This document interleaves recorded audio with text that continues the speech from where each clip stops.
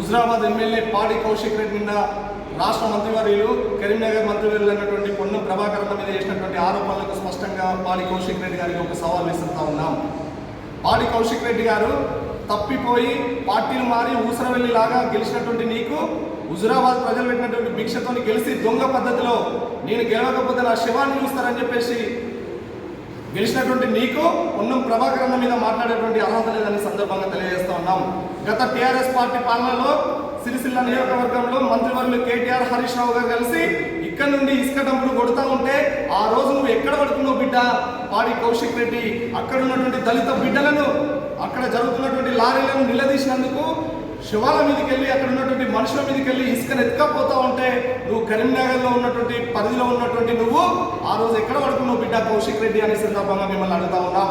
దళిత సోదరులను అక్కడ third degree పెట్టి కొడుతూ ఉంటే నోరు మెదపలేని నీకు సిగ్గు శరణం ఉంటే ఈరోజు ప్రభాకర్ అన్న గారి మీద మాట్లాడేటువంటి ధైర్యం లేకపోతూ ఉంటుందని సందర్భంగా తెలియజేస్తూ ఉన్నాం. నిన్న కాక మొన్న 5 నెలల కిందటి వరకు కూడా కరీంనగర్ పార్లమెంట్ పరిధిలో ఉన్నటువంటి అదేవిధంగా కరీంనగర్ జిల్లా పరిధిలో ఉన్నటువంటి గ్రానైట్ లారీలు కానీ ఇసుక లారీలు కానీ ఇసుక డంపులు కానీ బీఆర్ఎస్ నాయకులు 30 టన్నులు తీసుకెళ్లాల్సినటువంటి లారీల్లో 60, 70, 80 టన్నులు తీసుకుపోతా ఉంటే ఆ రోజు నేను నోరెక్కడ పోయింది బిడ్డ కౌశిక్ రెడ్డి?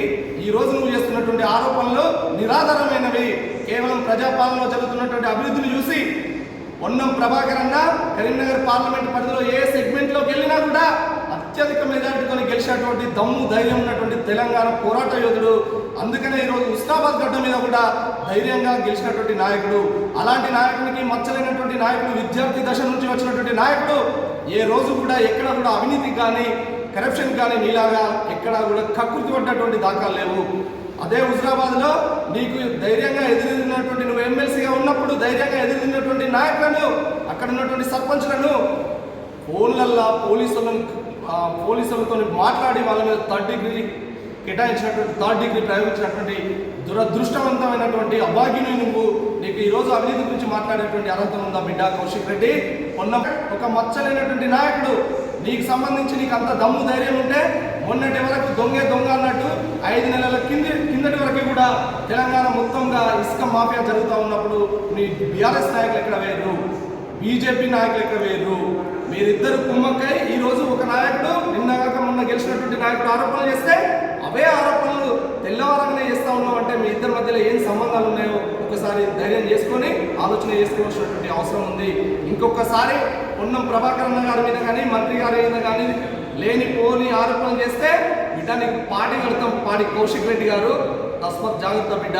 ఇంకొకసారి లేనిపోని ఆరోపణలు చేస్తే కనుక నిన్ను హుజరాబాద్ నుంచి కాదు తెలంగాణ నుంచి తరిమి కొట్టే రోజులు దగ్గరలోనే ఉన్నాయి.